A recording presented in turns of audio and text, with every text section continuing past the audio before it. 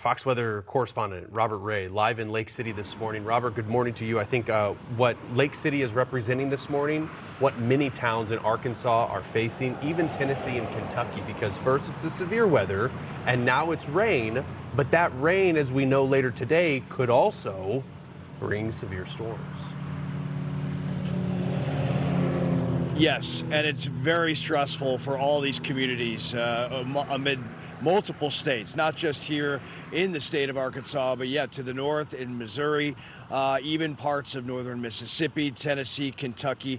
You know, this whole Mississippi Valley, Tennessee Valley, Ohio River Valley, just under a lot of distress over really not just this week, but let's just call it the way it is, the past month and a half. And look where I stand here this morning.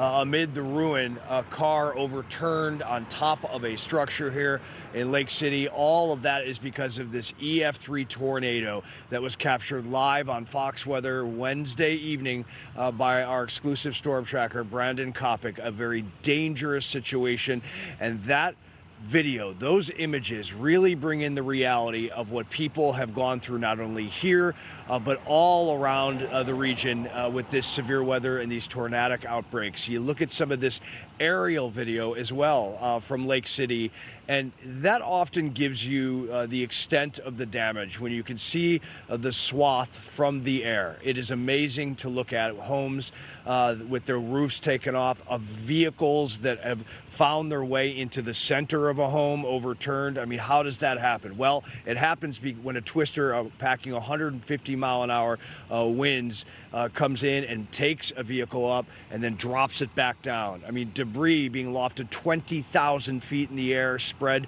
for miles. Just unbelievable energy and quite frightening. And I can tell you this, guys, this flood threat is real, and it's already happening. I mean, we experienced it yesterday with the rain that came in and out, and last night, just incredible amounts of rain coming into this region. And when the light comes up, we'll bring in new images of these agricultural lands, these farm fields that you wouldn't know they're fields unless you've been here. They look like lakes now, and the worry is that that is going to get even more intense over the coming days. And we are in the severe weather again. We could have twisters yet again. Now, look, we've been talking to survivors who are just in shock of all of this very dangerous scenarios. Let's listen to one man's account. I don't know, lost for words. Yeah. Not really know what to say, since you don't ever think it's gonna hit you until it does. This morning you could wake up early and got this weird feeling on your stomach, and just wanting to know where everything is and go. You never think it's gonna go in the exact same place twice, and here then it's just proved. So I'm glad you're alive, my friend. You know, I just read something that kind of blew me away. The Severe Prediction Center in Norman, Oklahoma, they are saying that on Wednesday they received more than 700 severe accounts from all of these states. That's the most, according to them, since 2012. That is a remarkable stat to think that Wednesday was that deadly and that frightening, guys. Back to you. It is tremendous to see the damage behind you. I actually didn't realize, Robert, that there was a turned over car on top of that rubble pile until just now. For the most part, I would assume that your travels from Paducah down to Lake City didn't provide you with a lot of visible cues, given the weather that you had to drive through. Have you had time to really survey and see how widespread the damage is in Arkansas?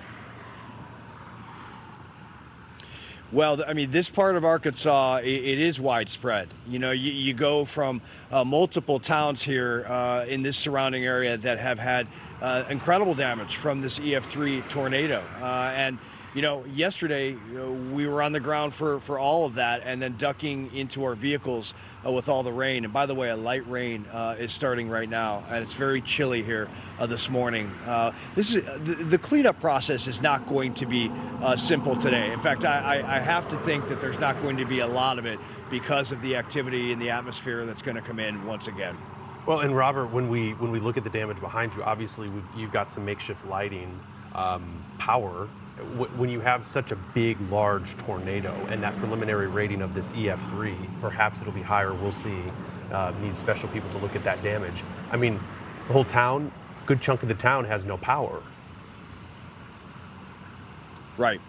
Exactly. And they were trying to shore that up yesterday. Power crews working really, really hard. But the problem is, like yesterday evening, when we finally pulled out of here about 6:30 Central, the power crews were out and about, and then all of a sudden the wind kicked up and the rain, and then they're done.